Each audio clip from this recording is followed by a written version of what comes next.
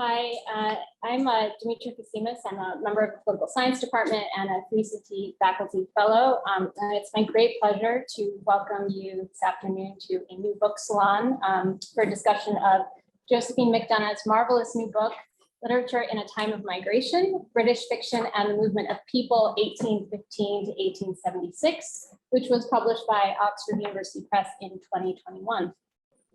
I'm going to introduce our speakers before I hand things over to Joe, who will introduce the book, including Joe. I will now introduce you, Joe. So Joe McDonagh is the George M. Pullman Professor of English and Director of the Nicholson Center for British Studies at the University of Chicago. She is the author or editor of 7 books on 19th century British literature, and her interests include context of colonialism, imperial expansion, and migration. Her books include Child Murder and British Culture, 1720 to 1900, and George Eliot.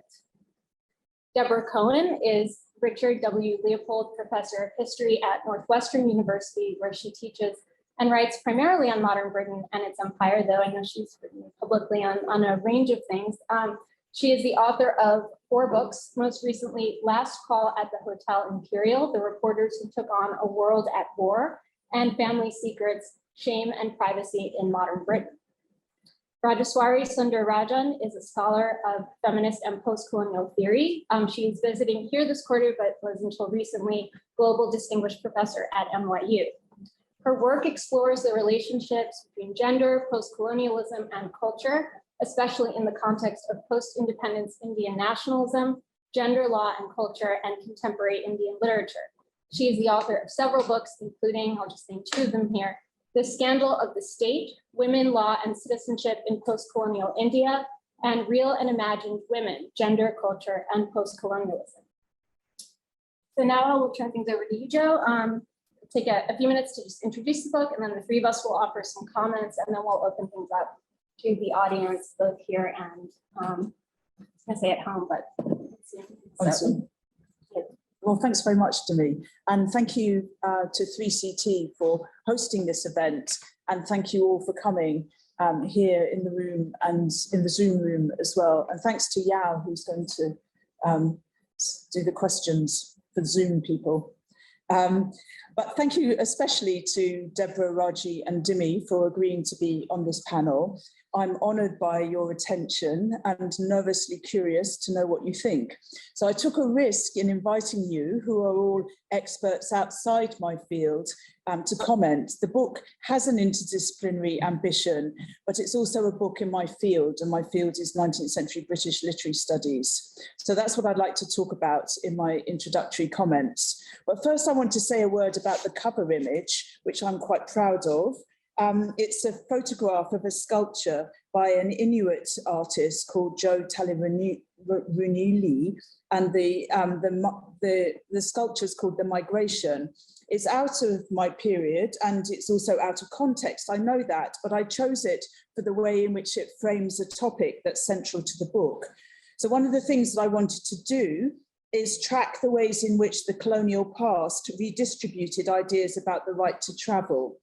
In the course of writing the book, one of the things that came to be almost overwhelming was the presumption on the part of 19th century British colonists that voluntary moving should be the sole prerogative of the colonizer. There's a deep contradiction around questions of mobility in relation to colonization and indigeneity. Colonized peoples represented as immobile or static, especially when they are nomadic or they don't share Western concepts of property. So the image seemed to be a fitting way of framing those ideologies of mobility that the book interrogates. But the book is principally about British fiction in the 19th century, one of the richest phases in the genre's history. In it, I read works from Walter Scott in the 1810s through to George Eliot's works in the 1870s, especially her late work, Daniel Deronda, and there's a chapter on Dickens too, so I have all the usual suspects. Alongside, I also treat a host of what we might call minor writers, like John Galt or Charlotte Bronte in her juvenile phase, or Mary Mitford, and a fantastic Chartist writer called Thomas Martin Wheeler, who I'm particularly enthusiastic about. But this is also a book about moving, the movement of people, mainly but not exclusively from Britain, and mainly but not exclusively to British settler colonies. This British diaspora was part of a much larger distribution of people on a global scale that happened during the 19th century. All over the world, on every continent, people were moving in larger numbers and longer distances than ever before. So a complicated patchwork of overlapping regimes of moving bodies emerged: slaves, serfs, prisoners, indentured and debt-obligated workers, and free emigrants as well as, of course, all the indigenous people who were displaced by European settlers. So the book attempts to see all these apparently disparate phenomena through the prism of the novel.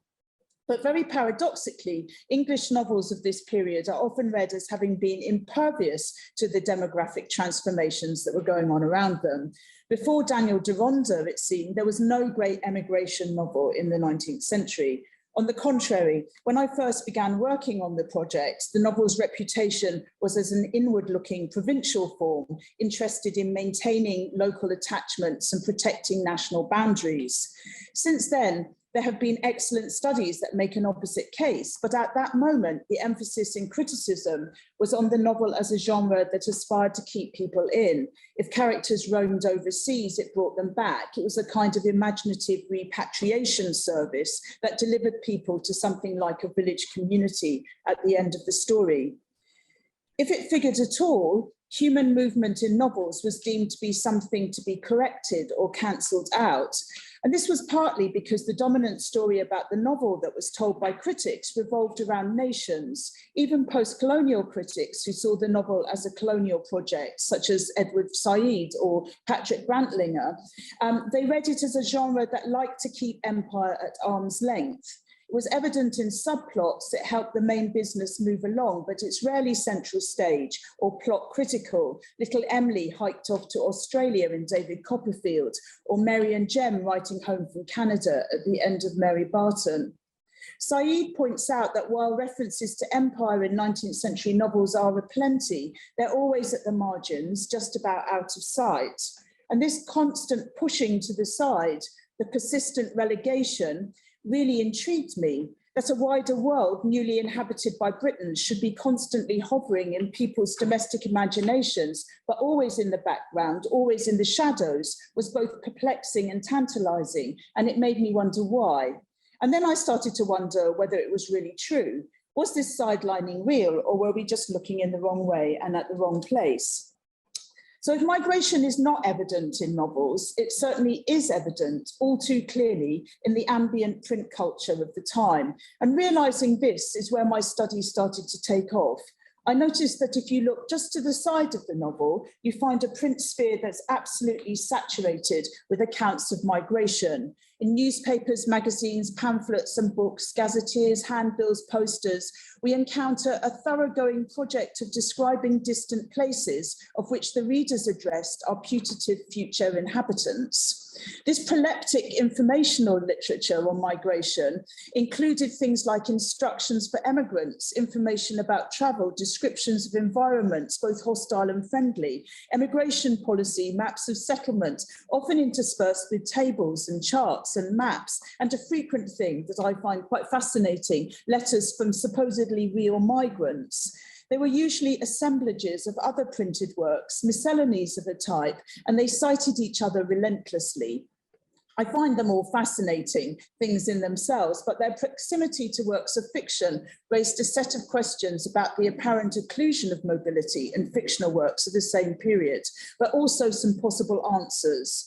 So I thought, if I think about the novel not as a separate thing, but as a subset of this much wider body of texts in which migration is not diminished, but in fact dominates, new ways of accounting for the novel's investment in the consequences of demographic upheaval start to become legible. So, in the book, I argue that rather than themes in fiction, events to be represented, migration, emigration, and transnational mobility present an entire environment in which fictional texts are both created and consumed.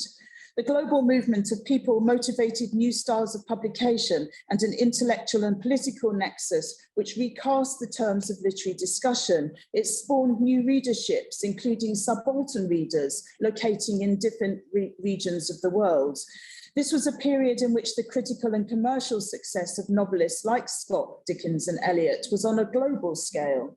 New publishing formats developed in the dynamic context of technological change and expanded markets in print. The practices, concerns and cultures of world migration overlapped with innovations in literary form, modes of address, elements of style, and they provided texts with their own lexicon of inquiry. What makes a community? How should it be governed? Who belongs and who's excluded? What's the relationship between people, places and environments? And who is the native? Is movement tantamount to freedom? Is displacement like incarceration? Literature was a site in which this kind of reckoning could take place. So the book rethinks the novel genre's relationship to human movement so as to make it intelligible, its engagement with a complex set of issues and questions relating to Britain's expanding presence in the world. As novels were materially invested in the project of globalization, I argue we can begin to see literature as an agent or an actor in the processes rather than, for instance, a mirror. So I don't think it's a mimetic process at all. The book itself is divided into two sections, and in the first 4 chapters, I analyse examples of fiction published principally in the 1810s and 1820s and 30s against the backdrop of contemporary debates about colonization. I see it as an experimental phase in both emigration policy and in fictional form. Alongside some of the big works of emigration, I read there some a lot of short fiction, in particular by Galt or the Bronte Juvenilia, alongside some of the big works of emigration policy, like Wakefield's Letter from Sydney. And in the second part of the book, I think about the novel in the mature form it achieves around 1850. Dickens and Eliot are the writers that I look at alongside this Chartist novel that I'm enthusiastic about. In this phase, matters of internal government and ways of establishing a common culture across an often conflicted national and imperial terrain become some of the novel's principal concerns. Fictions don't take up the theme of emigration in a sustained way, yet I argue they always operate adjacent to and in the context of an ever-present concern about possibilities and problems posed by overseas migration. So I wrote the book over a long period and in lots of different places, so it's been a mobile feast itself. And of course, in each new context, something has changed. What changed in my Chicago phase is this, I think. Or rather, to put it in a different way, what became legible to me in a way that it hadn't before was the extent to which the discourses of migration in the 19th century are haunted by African slavery. Migration in this period always takes place under the sign of freedom. In fact, it becomes a byword for liberty, but a fragile liberty that's always scarred by its own contradictions. Thus, migration narratives explore ideas of capture and captivity, and transport presents as both a mode of freedom and as a method of imprisonment. Thinking about particular novels' consideration of migration and its desire for a notion of free migration helps also to explain the persistence of images of enslaved people, especially in women as enslaved people, in texts that seem otherwise to have very little to do with slavery, and as a consequence, somehow gratuitous. So I'm thinking of characters such as Mrs. Jellyby's enslaved daughter, Caddy, or Gwendolyn in Daniel Deronda, who's often represented as an enslaved person wearing manacles, for instance. I have more to say about this, but I'm going to stop now, and I'm handing over the baton to Deborah. Thank you. Thank you.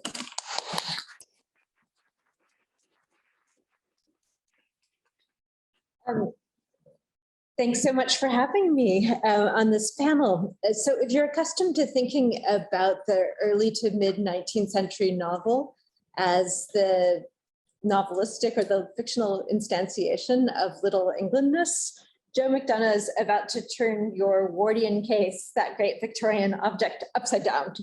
I was going to say your snow globe, but then I was thinking that this is not a spring to be joking about the about the weather or snow.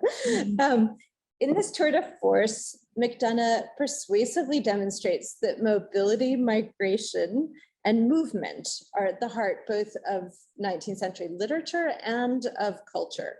Her starting point is the demographic fact that between the Congress of Vienna in 1815 and the First World War, around 12 million people emigrated permanently from Britain. Another 7 million, or more than 7 million, actually leave for stints that turn out to be temporary. So that's 20 million in total. And just to give you a sense of the scale here, in 1815, the total population of Britain is 20 million. By 1870, that's 30 million. So we're talking about really significant numbers and a really significant phenomenon. In a masterful set of chapters that register how, that pursue how migration registered in cultural terms, McDonagh works through, as she said, both canonical and lesser known novels, pamphlet literature, Chartist political texts, and my favorite, Charlotte Bronte's miniature books. Jo's argument, now I'm just going to short form since she said much of this, is that migration is constitutive of fiction's very being. And she makes her case by considering form as well as content. She shows us how migration is essentially a print phenomenon that is propelled by information. She shows us all of the acts of the written word that emigration required, from filling out customs forms to all of those familiar letters, crossing the oceans and the continents. In turn, fiction's formal innovations, McDonagh is arguing, are directly related to migration. They're both responses to, this is a quote, an active technologies of moving. Okay, so the themes of the relationship of migration to colonization on the one hand and character on the other are subjects that are central to this book. And I'm going to just focus my comments on those two areas. I could, well, we'll have a whole conversation afterwards. So there's much more to say, but I'll be brief. First of all, I just wanted to say what a pleasure it was to read this book, which is beautifully written and lucidly argued and draws on a really capacious and captivating range of examples. It's worth thinking how broadly McDonagh is conceiving of migration, taking in, and you can get this from just her overview, not just the question of freedom and unfreedom, coerced and free migration, but also internal migration and movement abroad. So those two subjects, which used to be so fundamentally linked for historians, have now kind of come apart, and mostly people focus on movement abroad. And I think the ways in which McDonagh is bringing those two back together is itself really important. By traversing such a broad range of subjects, she ends up troubling some of the classic distinctions between free and unfree, especially that terrific chapter on Edward Wakefield and Charlotte Bronte, and between colonial and non-colonial spaces. So here is where I want to focus in first on the question of empire. Empire gives a chronological spine to the book, with Eliot's Daniel Deronda serving to mark that moment in the 1870s when migration is actually going to take center stage as a subject for the novel, which for Eliot in McDonagh's interpretation becomes an opportunity to criticize an emboldened British imperialism. But given how much British migration actually takes place outside the context of the formal empire, both to the United States and also to the European continent, and of course also to South America, I'm wondering if Jo is going to would be willing to talk to us a little bit more about the distinctions or the differences she sees, if any, between the cultural imprint of imperial migration at home and migration to the empire at home. So of course, there are vast differences for the subject and colonized populations in both of those different forms of movement. But something that intrigued me about literature in the time of migration was a sense that these different sorts of migrations don't actually have vastly different literary resonances at home. So I'm asking if we try to distinguish or disentangle the phenomenon of imperial migration from simply global migration, what do we get? As Joe argues about the transatlantic enthusiasm for Mary Russell Mitford's Our Village, the novelist was creating a kind of ideal type of the village, which lent uniformity to the British world, whether that world was in Connecticut or in Bombay. And she goes on to point out that this is a world that's soon to be racialized. But here I'm wondering, just to restate the question, do the literary consequences that Joe's exploring at home depend on empire, or is the epic scale of the global migration itself the crucial element? The latter, in other words, explosive growth, would, I think, be the answer that the historian James Belich, if he were here, would give to this question, choosing to emphasize settlerdom in all of its variations rather than empire. But I'm wondering how Joe thinks about this problem. Okay, so empire is kind of my first set of questions. Empire versus just global migration in general. And then my second, the subject of character, by which I mean both novelistic character and also conceptions of the self. I'm really fascinated by the last point that Joe makes in her book about the double meaning of movement, both physical movement and movement as a capacity for sympathy. It puts me in mind of the collection of migrant letters collected by the great emigration historian, Eric Richards. Each one of these letters, he says, is a mystery. Lots and lots on the voyage out, lots on the technicalities, that maelstrom of paper that Joe talks about, but surprisingly unrevealing about what led them to go in the first place. Most migrants were not economically motivated, Richards claims. And I think this is more or less, except for cases like the Irish famine, this is more or less a kind of staple of the historical literature right now. Rather, what pushed them to go was a combination of structural dislocations and individual characteristics. Migration was unpredictable, sporadic, as Richard says, quote, frequently subject to whims and enthusiasms or crises in the lives of individuals or even communities, which is just a perfect description of the beginning of a plot, isn't it?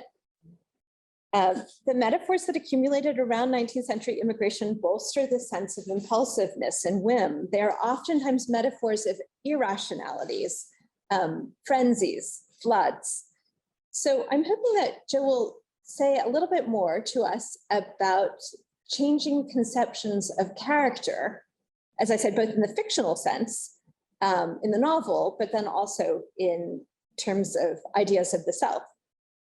Across these 5 epic 19th century decades, is migration part of this story in which one version of the self, the old morally oriented, stable, and fundamentally also stationary idea of the self, so summed up in the entire idea of character, is changing? Does migration lend to a new notion of self, highly individualistic, performative, much more labile? I'm generalizing here from Joe's discussion of the afterlife of Walter Scott's Restless Gypsy, Meg Merrilies. But I'm wondering if it's too much to say, correct me if I'm wrong, that the novels are a central place where people are working out what mobility is actually, what movement is actually doing to the sense of the self. Or that's a question for you, really. And in this way, just to pick up on something Joe just said about that the book, is much more conceptual and much more expansive than just talking about instances where people are moving, right? It's about the whole idea of what movement does. And so my question then is that you don't need mobility as a subject of the novel in order for it fundamentally to be having, right, all of these major consequences, as you say. And then that's where I'm wondering about character. Is that clear? Yeah. Okay. So thank you again for inviting me to participate. It's been great and really invigorating to have a chance to think about this book in the structured form that this forum allows. And just to say, I think that Joe is supplying and maybe encouraging all of us to start to supply what I think is one of the really great unanswered questions of British history in the 19th century, which is how does the exodus of these 18 to 20 million people actually affect Britain itself? So thank you. Thank you.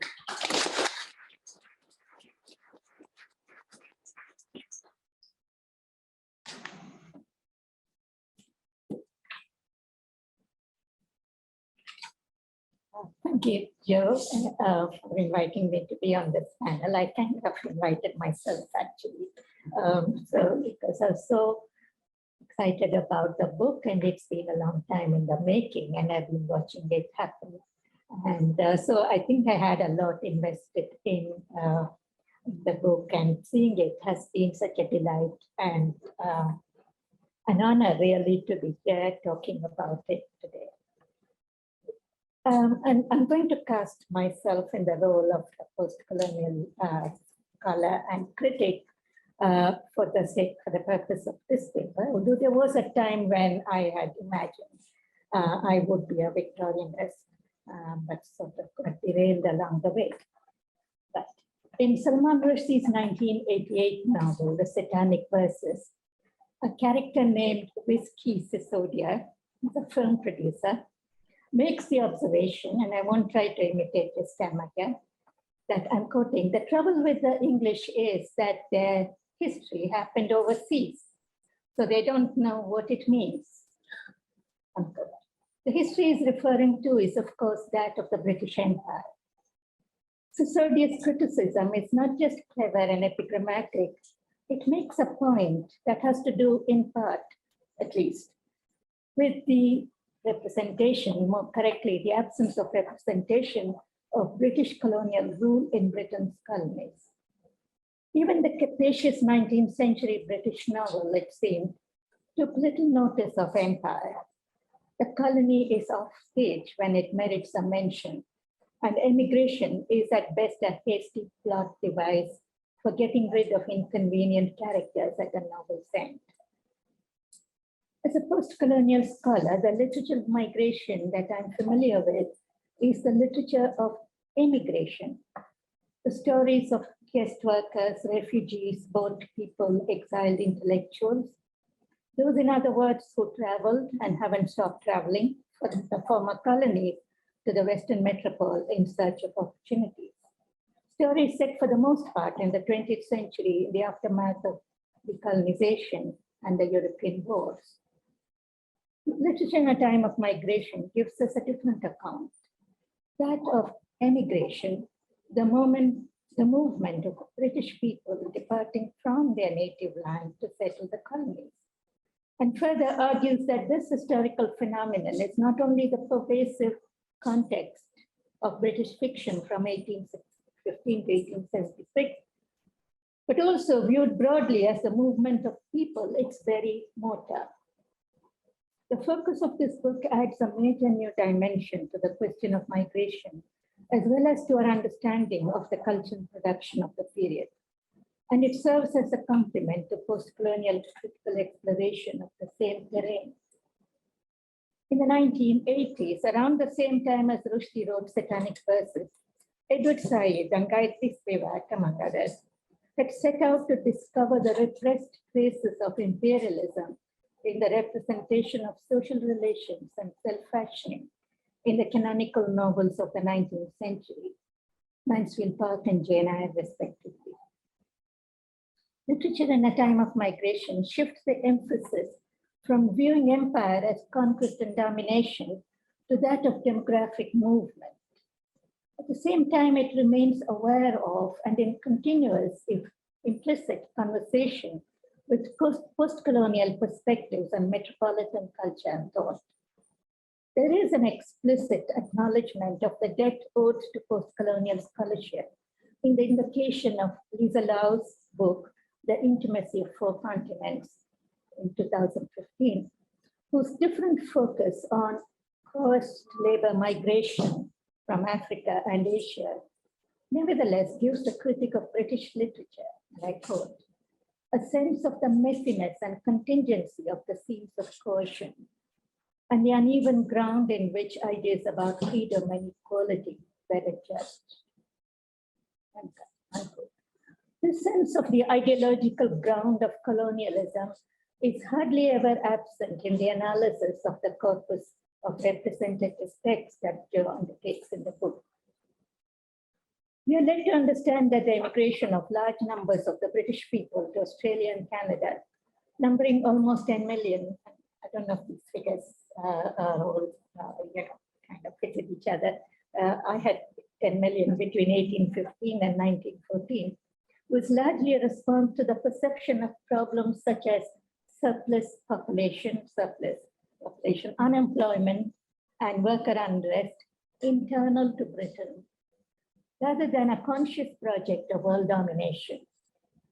Operating within the framework of administrative policy or the visionary goals of a new society or individual enterprise, the constant and restless movement of people throughout the 19th century is perceived in the work of contemporary writers like John Galt, Edward Gibbon Wakefield, or Thomas Martin Wheeler as a response and sometimes a solution to national socioeconomic and political problems.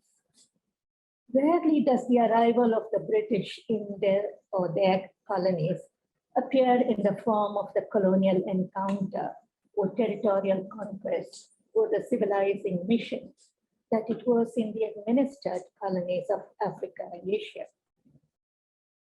But the concept of Greater Britain that's highlighted in the discussions of a global literary reading public produced by my emigration is hardly an innocent one. Joe's reference to Charles Dilke's influential book, Greater Britain, 1868, draws attention to the idea of an Anglo-Saxon universe composed of English-speaking colonies that is as much racial and imperialistic as it is linguistic. I would like to elaborate here on three other points that the book makes that strike me as persuasive and revelatory. The first is the role played by literature as an act of the imagination. This directly counters Rushdie Sisodia's assumption that the lack of information about the colony overseas left a blank space in the imagination of the English people. Chapter 3, which is called Imagining a Colony, provides the richest and most vivid account of such feats of imagination in the discussion of Edward Gibbon Wakefield's letter from Sydney and Charlotte Bronte and her siblings' juvenile fantasy fiction, Glass Town. Vastly different in genre and content, though the two texts are, they are both undebted by the lack of any first-hand knowledge of the places they conjured up, responsive instead to the vast and rich print cultures that provided their shared resource. Wakefield could easily persuade his readers, and I'm quoting from Joe's book, easily persuade his readers that he wrote from experience in Australia rather than from imagination in a prison cell in London. Even as he disingenuously admitted that the plan for immigration and colonization that he proposed was, and I'm quoting him, a castle in the air, a structure of the imagination. Bronte's childish stories were able to capture imaginatively and intuitively the violence of colonization and the affective sensations of capture and being captured that Wakefield's ostensibly factual policy document precluded. The second point that's developed in a sustained way throughout the book is the role of print in linking the histories of literature and migration. I quote, "Immigration took place in a maelstrom of print and paper," the book notes at the outset, and proceeds to list the different forms of print, the pamphlets, the government documents, maps, timetables, manuals, popular genre of literature, the cheap books, the periodicals and newspapers, the ephemeral publications that overwhelmingly attended both immigration and the global spread of literature in English. Chapter 3 is not the only one that argues for the impact of print production. The popular press most prominently had on contemporary writers and stimulating their writers' imagination. How bookish or intertextual literature came to be is illustrated in the work of Reginald Heber's Narrative of a Journey in 1828, which not only imitates Walter Scott's comparative methods in describing the strange place that Heber finds himself in, i.e. India, but also conjures up his fiction as a cognitive frame, I quote, "guided by Scott's characters through a strange land." In India, Heber saw print everywhere and saw everything through print, unquote. Joe concludes pithy. Alongside its many other achievements, literature in a time of migration is therefore an invaluable contribution to book history as it tracks the transatlantic reach of the English book. The explosion of print production in this period is reflected in the book's own scholarly apparatus and method. The impressive research that's gone into it mines the vast and varied archival material of the period and the subject. My third point, and I'll make this brief, is to express my admiration for the readings performed in this book, not just as explorations of the thematics of migration, mobility, transport, unsettledness, and other cognate terms, but equally of the formal aspects of the texts, the juxtapositions of texts for comparison, contrast, and connection, and the rich historical context that the texts both inhabit and construct. To offer one example, the proposition that migration helps to explain the 19th century novel's preference for figures of metonymy over metaphor is a richly suggestive one, and it possesses great explanatory value for the realist form. I'm sorry not to have the time to say more about the brilliant chapters on Mitford, Dickens, and George Eliot, the gratifications they offer, and the surprising ways they feed into the question of migration, even when one of them is about our village, Mitford, and another is about the condition, or the unsettled condition of England, Dickens.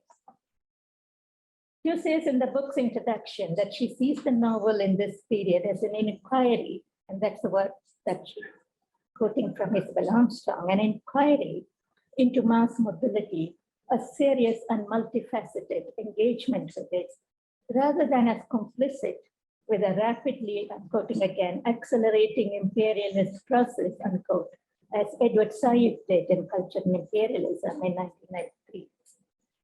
This doesn't mean her study seeks to redeem the British novel, she clarifies. I think she does redeem George Eliot, however. I'm glad of it. That's Eliot. I mean,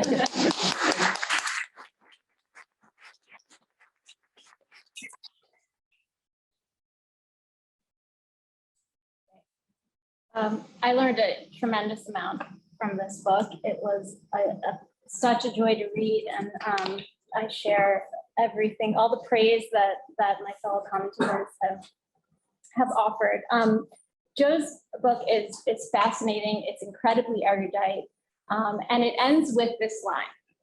One of the legacies of the 19th century novel is that it gives us an analytical frame in which to understand the complexities and complicities and deceits embedded in ways of thinking about motion that are still our own.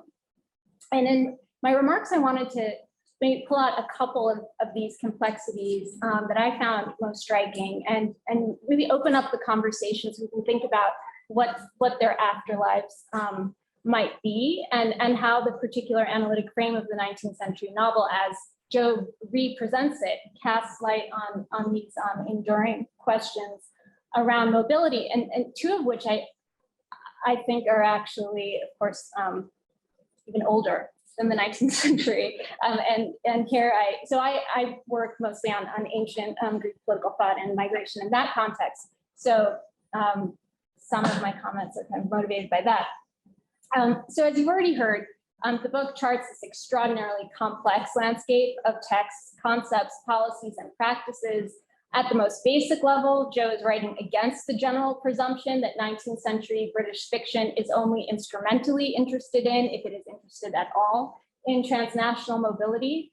Scholars have tended to conclude that this literature is primarily invested in figuring stable and static communities against a backdrop of imperial expansion. As she moves lucidly and seamlessly between serials, magazine fiction, multi-volume works, and mid-century novels by Dickens and Eliot, Jo shows not only that movement pervades 19th century fiction as an organizing theme, but also that movement in its multiple forms of migration, emigration, settler colonialism, and transnational mobility constitute the context in which literature from this period is being written and read and should be interpreted. So I'm going to jump a bit because people have kind of gone over some of these really general points that Jo also made, I think, in her introductory comments, to just say a bit about first what this period between 1815 and 1876 affords us on these 2 points that I'm gonna focus a bit on gender or marriage and democracy. So zooming in on this period, though never flattening the differences within it, McDonagh shows us how British politicians and philanthropists saw the emigration of Britons as a solution to social and economic problems, like, for example, the demands of the Chartists in 1839, whose petition for the vote for all working class men, a population the state was targeting for emigration, or we might say expulsion, had been presented to Parliament and rejected. McDonagh writes, by placing migration at the heart of domestic concerns, these politicians and philanthropists imprinted a distinctive character on British colonial policy. Paradoxically, they also inserted the emigration of Britons into a nexus of global population movements, which included the migrations of enslaved and indentured laborers, despite their efforts to differentiate it from these racialized and oppressive regimes. So I'm going to return to that specific paradox in a few minutes. And for now, I want to highlight that although Jo has in mind domestic concerns like the Industrial Revolution and poverty in this passage from the introduction, what counts as a domestic concern, or what the domestic signifies and how it is signified, emerges as an important, implicit, maybe sometimes understated question in this book. So whether we use the domestic to mark or elide the difference between the local and the global, or to capture an interior scene from home life, there's this question about how these two registers become linked through the figure of women or through the movement of women in this book. In chapter 3, which we've already heard a little bit about, Transported, Edward Gibbon Wakefield and Charlotte Bronte Imagine the Colony, McDonagh reads, Jo reads Wakefield's proposals for reforming penal colonies in light of the fact that he wrote his fictional Letter from Sydney while serving a 3-year sentence for abducting and marrying a 15-year-old heiress against her parents' wishes. And I'm going to go into some detail here from the book because I think it's a fascinating, although maybe not that uncommon, an anecdote or example.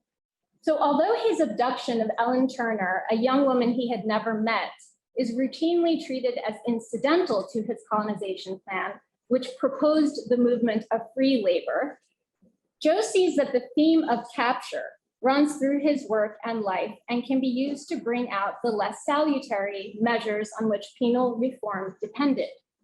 At the time of the abduction, Wakefield was a widower and a father of 2 small children. Turner, the teenage daughter of a wealthy silk manufacturer. By marrying Turner, McDonagh writes, Wakefield aimed to acquire not only her sizable fortune, but equally important, the influence of her father in gaining a seat in Parliament from which to make his reforms. The plot failed because Turner's parents eventually tracked her down and brought her home. But before that, the abduction, or wife capture, as she also calls it, required, in her words, traveling and trickery, and what we might describe as the conspiratorial efforts of Wakefield's household, his brother, stepmother, a servant.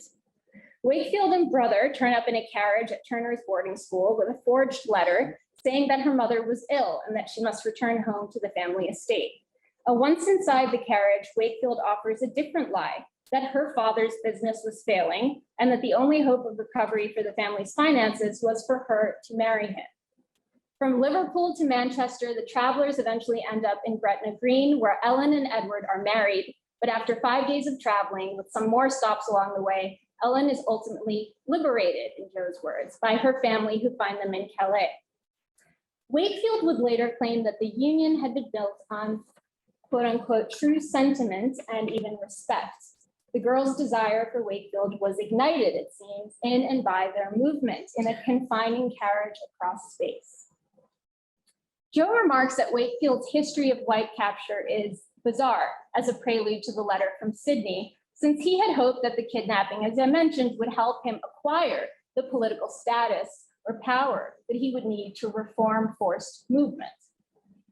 Here I'm quoting from the book. His coercive attempts to acquire property and power through the forcible removal of women provides a curious backdrop to the letter from Sydney, which is preoccupied with the freedom of people, including women, and especially their freedom of movement. So how are we to understand this apparent tension? Wakefield's arguments advocate for the voluntary transportation of emigrants to the colony rather than the forced migration that's imposed by penal, transportation, and chattel slavery. But as McDonagh tells us, they also called for temporarily restricting the mobility, work, and private lives of the transported emigrants, including even their habits of reproduction. And so, as McDonagh persuasively concludes, that a crucial part of Wakefield's plan to lure immigrants was that they should spend a period of time as wage laborers trapped in the very economic relations from which they were fleeing. So like Ellen Turner, she writes, their powers of self-determination were to be partially suspended.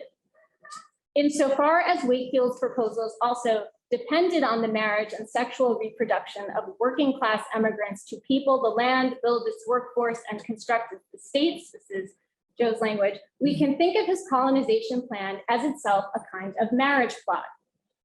Okay, and so here, I wanted to kind of think about the marriage plot as this constitutive feature of earlier British fiction and think about what it might be doing or how it starts to look different when we take migration or the 19th century literature as our lens. So that there is perhaps nothing surprising about the proposal that there should be equal numbers of male and female immigrants, all of childbearing age, who would have to marry and have families. It resolves the problem of reproducing the workforce in the colony, which in turn solves the problem of reproducing Britain as a governable, civilized, and profitable society. McDonagh writes that Ellen Turner's journey frees her from the shackles of her family at the same time as it enables another man to imprison her. This is, of course, because women's movement is primarily a movement between a natal oikos, to use my kind of language, to their husbands, right? This is the traffic in women. So what I find most interesting here is the stickiness or the kind of unavoidability of the marriage plot, that constitutive feature of so many 18th century English novels. In some of the texts that you look at, that is scaled up or scaled down.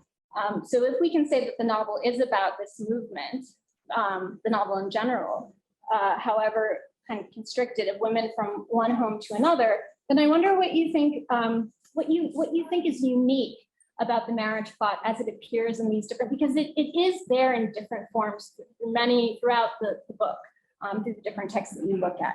What does this traffic in women help us see about migration? Can women ever really migrate, or do they only marry when they move? Is what it means to be a woman that one changes homes, not homelands? Wakefield's goals, concentration of population, economic strength, a civilized and free society, depend, of course, on the sexual and reproductive control of women. But as we see in the case of Ellen Turner, and as Jo herself calls it, there are also irregular marriages, marriages that go awry or that fail to count as proper marriages. And then this question of like what falls apart as a result, right? I think becomes important to think about. So I suppose the marriage plot would be boring without all these irregularities, right? But maybe thinking about what's at stake and calling it a marriage plot rather than a migration plot be interesting. Okay, so some of these issues, and I'm almost done here, of irregular marriage or the transit of women or the traffic in women recur when we encounter the problem of working people in Chapter 5's discussion of Chartist and Thomas Martin Wheeler's Sunshine and Shadow, where we also find clippings from a newspaper announcing that female emigration is a very hazardous experiment.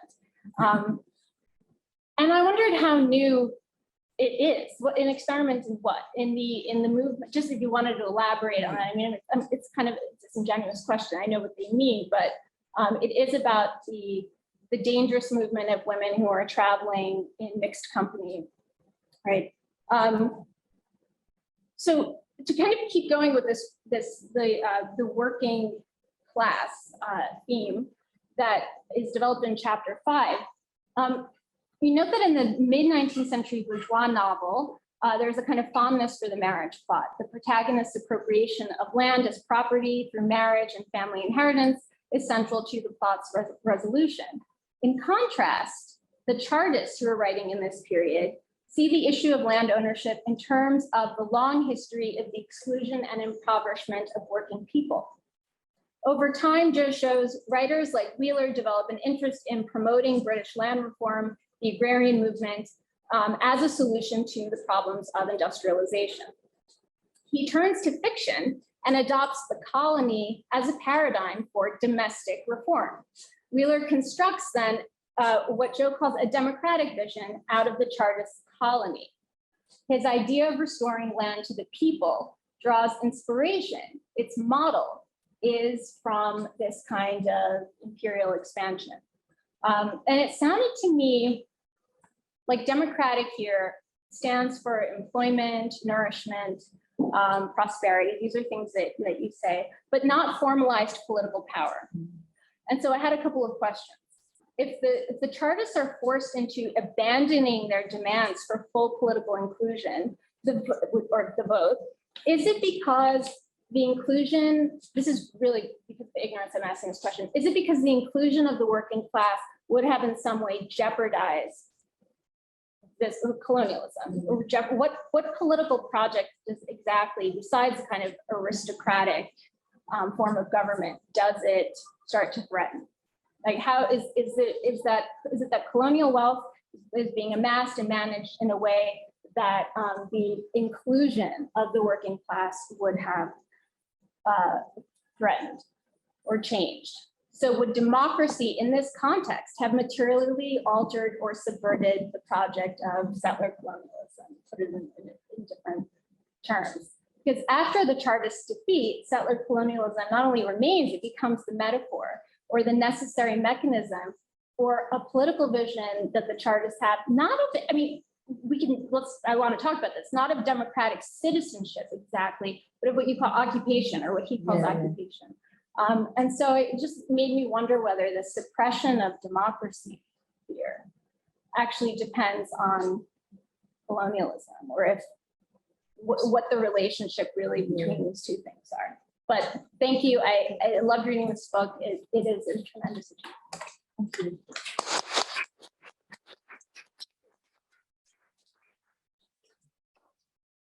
So shall I respond? Yeah, do you want to take it? I'll just very quickly. Maybe I'll start with the last thing that you said, because it's freshest in my mind.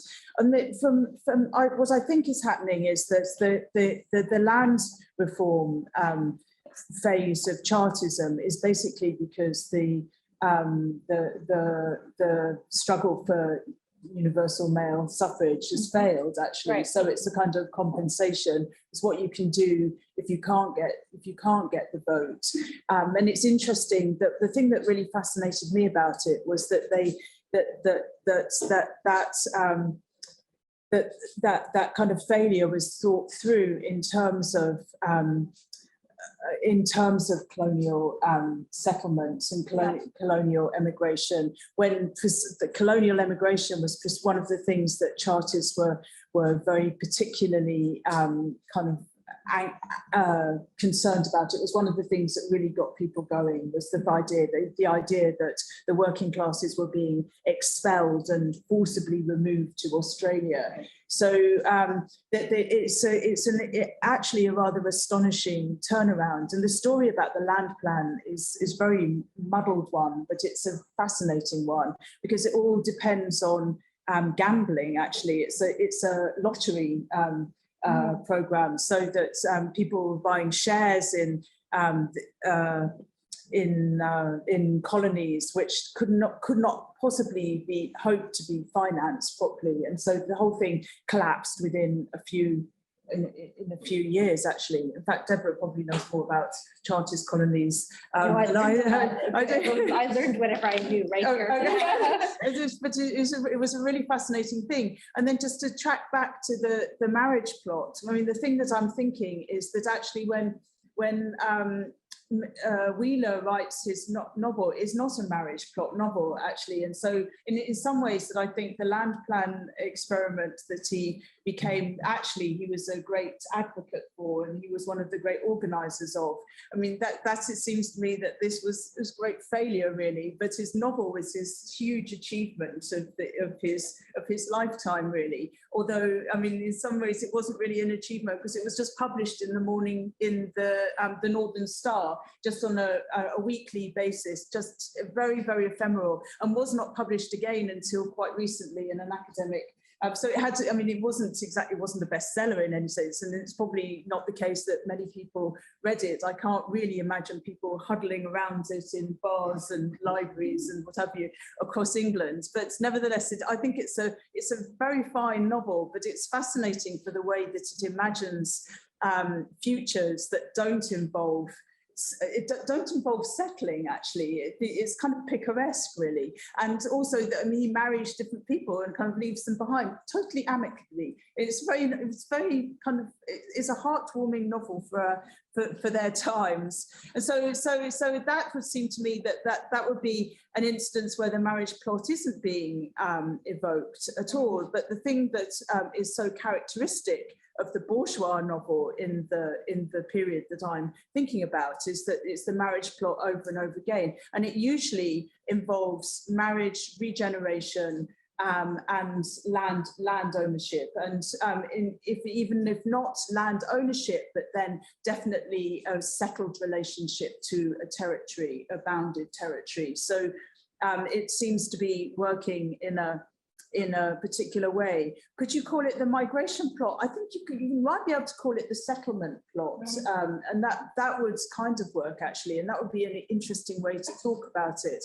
Although it would actually then it kind of displace the thing that we love about marriage plots is the kind of erotic charge in them. So I think if we called it settlement plot, it wouldn't have quite the same attraction. But anyway. You say that she eroticizes this, right? Yes, she does. You could still have the libidinal charge. Yeah, you could do. Yes, yeah. And the libidinal charge is definitely part of the settlement plot, and she especially does that in her juvenile writings as well, which are fantastically interesting. So there's that, and then the other direct question that I had was from Deborah. And this was about, it's a really interesting question about the imprint within the kind of literary imagination of migration that happens outside empire. And so the first thing that I'd say to that is that I mean, one of the things that really struck me in the course of writing the book is that, and I'm not a historian, so some things that historians think about come to me about sort of 3 years later and in a sort of slow way, but there are more people, clearly more people emigrating, particularly to America, and so, but all over the world, and as you say, to Europe as well. But the thing is that the print culture all the way through the century, I think, would belies that, because there's so much emphasis in writing on the project of colonial emigration, and it's partly because of the Bellic thing about incentivizing people to leave, and the official kind of the official routes that this is coming through. So a lot of the print are official documents of things that official reporters have in ports in North America about, what the conditions are and that kind of thing for emigrants. So it's an informational literature, and it's an informational literature that's specifically geared towards colonial emigration. So I think if you came down from Mars, or if you were a scholar like me, because I come from Mars, but and you just read all the print that's there, you'd be really then surprised that more people are going somewhere else, really. So in a way that my point is that actually that the print sort of gives a sense of what that migratory culture is about, in ways that aren't in line with what's actually happening on the ground. But I think that those tracks of the emigration that's happening outside empire are also completely fascinating, but they're more kind of fugitive, more difficult to put your hands on, and happening in all sorts of ways. And that is something that I've been working on since, actually, and trying to think about these kind of parts of movement that are outside the outside empire, and kind of what tracks do they leave, what traces do they leave. And that's a fascinating story, and maybe that's like part two of this, but not to make anyone feel too defeated, but anyway. So I think those were the direct questions, but thank you all three of you for just really fascinating responses. It's just very gratifying to hear you talk about it. So thank you. I'm very pleased and humbled by it. Thank you. But maybe there are questions. Yeah, so we have time, about 25 minutes for questions from the audience. And because people are watching on Zoom, it would be great if you could project your questions. They're being picked up by the mic that's up here.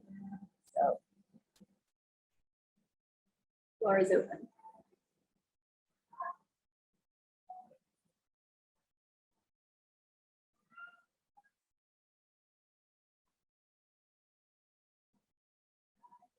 Then it's such Can I follow back? Yeah. So do you think migration actually affects the notion of character? Literally? Oh, character. Yes, that was the other question. Not to press on with my question, but I'm really curious about this myself. Yeah. So one of the things that's really interesting is that one of the things that migration does is it actually sort of requires character that's something like fictional character, actually. Because I mean, I'm thinking about the case that's the Tichborne inheritance. I'm not sure I remember the name of that really, but the case, which I think was probably a very common case, and it's sort of like a sensation novel where a guy comes back to England and says, "Oh, I've been in Australia, but actually I am your long lost son." And all the evidence is that this guy could not possibly be, because the person that left was like, 4'8", and this man is 6'3", and he's really fat, and the other person was really small. And yet that it's a kind of cause célèbre, and everyone's kind of thinking, oh, it must be. And I think he did actually inherit in the end, even though it seemed very unlikely. But there's a whole kind of what migration does is it generates in print a huge anxiety about identity and about people proving that they are who they say they are. So there are lots of pamphlets with letters, some of these emigrant letters, which I think are really fascinating. Some of the particularly fascinating ones are when emigrants write, they have to give proof of who they are. So they provide a token. They say something like, "As my token, do you?" And it's often a memory or something. "Do you remember when so and like father hit me at the factory," or something like that? Or, "I'm your brother who lost his fingers, and this proves who I am." There are cases where people kind of put holes in the paper that they're writing on, as that's another proof that they are actually the person that they say they are. So it generates this kind of, it is a really fascinating thing, and I think it does relate to fictional character in really quite interesting ways, actually. That when you have an environment in which you don't actually know people from being face to face with them or having a sustained and continued life together, that there has to be some kind of accounting for the stable identity of someone to kind of underpin that relationship. So I agree with you. I think it is connected to character, and I think that's really interesting. Thank you. I haven't read the book, so forgive me for that. And so if the question is off the mark or outside of its territory, then I'll just ask you to travel with me. I'm curious, very curious about this kind of the role of the imagination, or we say of this fantasy, or this kind of construction via these other documents of these essentially fantasy lands, that lands that are in some ways, in many ways, speculative, because while they're based in some ways in the reality, they take lead from them and more projecting an ideal environment. I certainly know from my own research, which is not based in the same time period or necessarily distant with, but and looking at the literature that was advertising for migrants to come to South Africa for TB3. So is the colony presented as a medical destination for TB3, and the idealized visions of those letters, of those advertisements, of this clean air, this paradise, this warmth that you're going to come. So I think there's something really interesting in this construction of these fantasy lands that exist that somewhere either above or below, these strange utopias that have been constructed. And there's something very, I mean, I'm not too sure where exactly the question comes in this, but there's something for me in trying to put together what those territories look like, or what are these imagined countries that sat somewhere outside of the real country that I think is really fascinating. I'm not sure if it's something you've dwelt on or dig into or you know, something cool. Oh, thank you for that. It's really interesting. I mean, one of the things that really kind of shocked me is the extent to which fantasy rules policy, actually, and that this guy Wakefield is writing a pamphlet that becomes incredibly influential and pretending, I mean, as though he's writing a novel, really, and that in fact, I mean, it is because of the various kinds of print venues that he's writing in that kind of powers the reality of his fantasy, but it is completely made up or based on printed accounts of Australia. He's never been to Australia. He never goes to Australia. So it just, I mean, it is quite kind of sobering to think that how much fantasy operated in the realms of reality, I suppose. It's sobering, but it's also in some way provocative and exciting, especially when one's thinking about fiction and power and this construction of these other fictions that And I suppose the other thing that I learned from that is how powerful the novel actually is as a kind of the technology, I suppose, of fantasy and of structuring people's relationship to places and the place of the family within that. So yeah.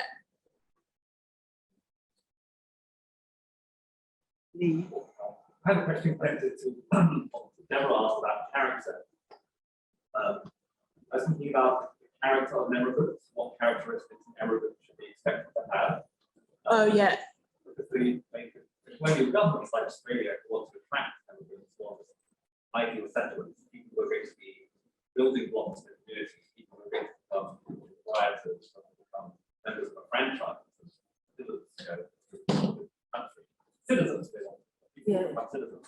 And yet, the characteristics that might be successful seem to be at odds with the characteristics that might be with immigrants. So I didn't catch the last thing. I thought maybe those characteristics are at odds with the person who is suited to emigrate. That should be someone who is willing to put down their Immigrants versus settlers. In Oh, other words, okay. What you want in an ideal settler is pretty different from what you would want, from what might lead someone to kind of push off their boat. Yes, I suppose I see. Right? So I suppose there is a campaign to kind of attract the right kinds of immigrants, and the right kinds of immigrants are the people who are going to be the right kinds of settlers. And in some ways, that I think that in colonial immigration, that the organisation of the journey, for instance, is geared towards a kind of proleptic settlement in a way, and that there's such an emphasis on, and there's such an emphasis on shipboard organisation and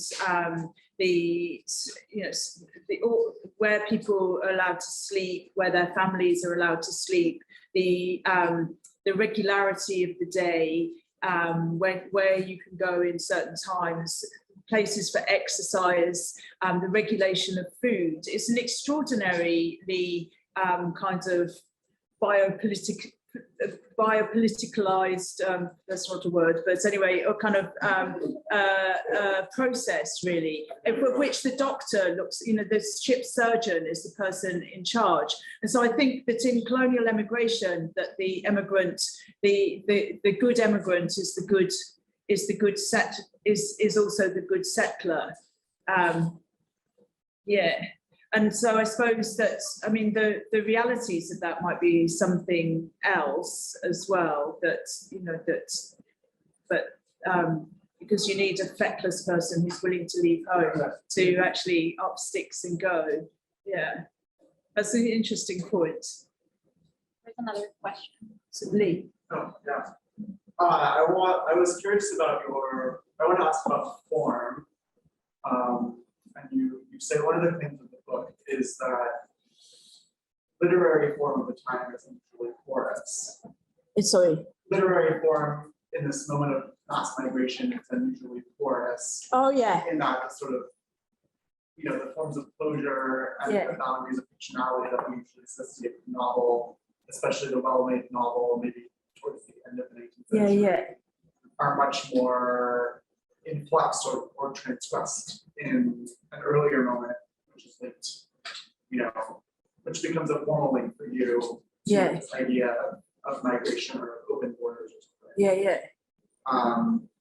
I'm curious if you saw, as you're tracking it by decade, like a firming up of the novel's boundaries. Or if you could just say a little bit more about the way in which you understand the contours of the novel shifting over this long period from as we approach maybe the new imperialism.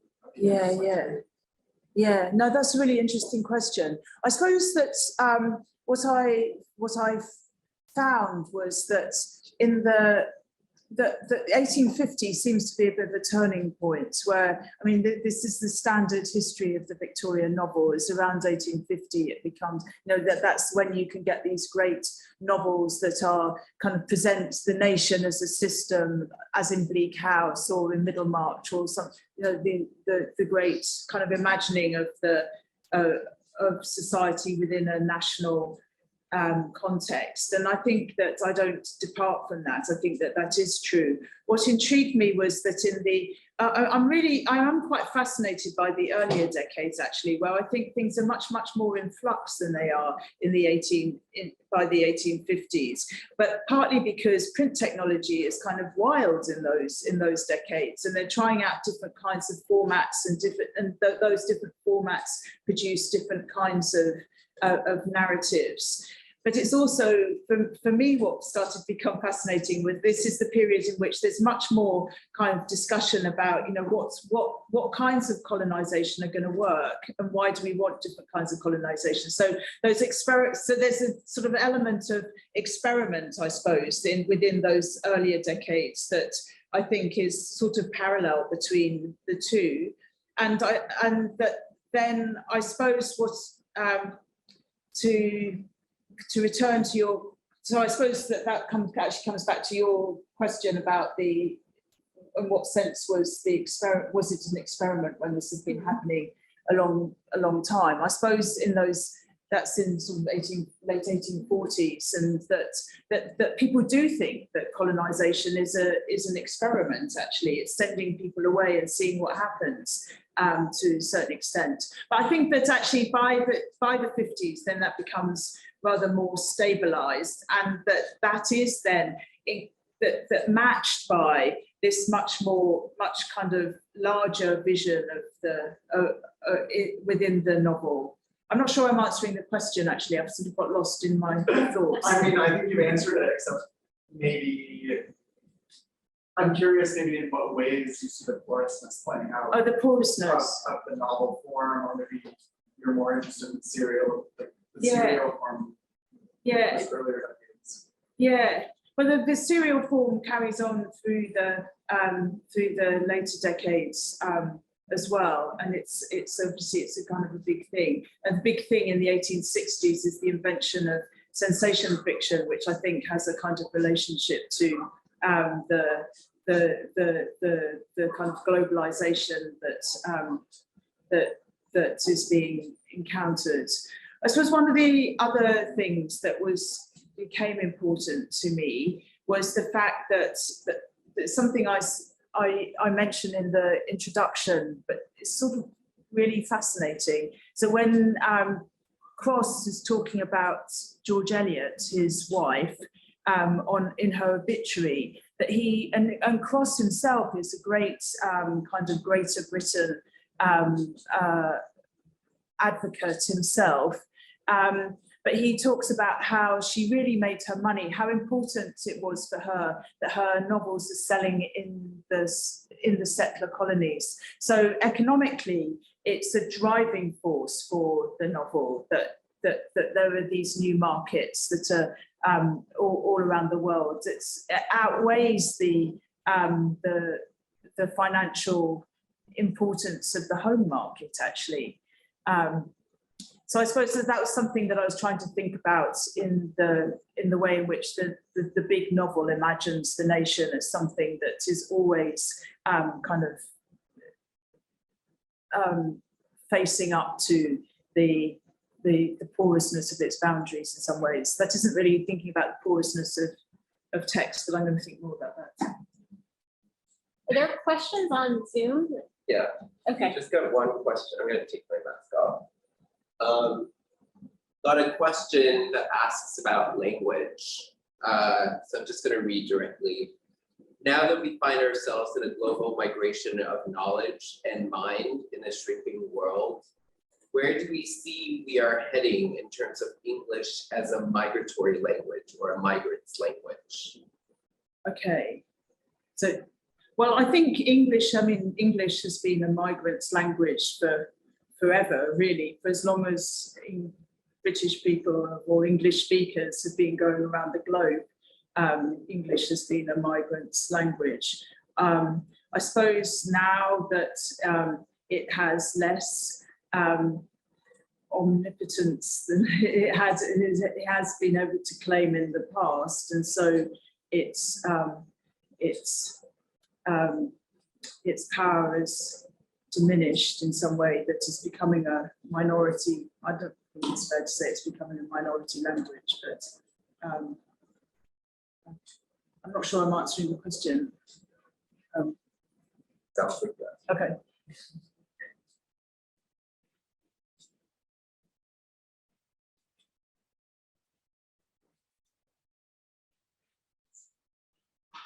Restruct, doesn't it? Outside. Is someone speaking? No, that was just outside. Yeah. Oh, okay. Yeah, Joe, the chapter on Bleak House, your voice is incredibly strong, and it's really, and it's a shame that we didn't have time to talk about it. But I just found that chapter it was so persuasive, and the unsettling, the focus on unsettling, I found totally persuasive too. And I don't know if there was anything that you wanted to say about that second part of the book, where you sort of show change, you show how a lot of the things that you've been tracking, they're congeal or fall away, and you offer these new readings of these canonical works, right? But we didn't talk about Daniel Deronda or Bleak House very much. And I just thought if you wanted to say anything about what that was like. Yeah, no, that was, I suppose that was where a lot of my energy resided in. Actually, Bleak House was probably the first chapter, or maybe one of the first chapters I wrote in the book, actually. Yeah. And then I rewrote it quite a lot in the light of having read Wheeler, actually. It seemed to change quite a lot. The Deronda question, obviously, that writing a book about migration is in order to write about Daniel Deronda, because it's such a kind of fantastically powerful novel. And the thing that drove me there was the sense of trying to think through notions of provincialism, actually, that I suppose that's what makes my skin creep, I suppose, about the way in which that the English novel of the period, especially George Eliot, is taken to be such a provincial writer. Yeah. And so part of what I wanted to do was to think about that category of provincialism in the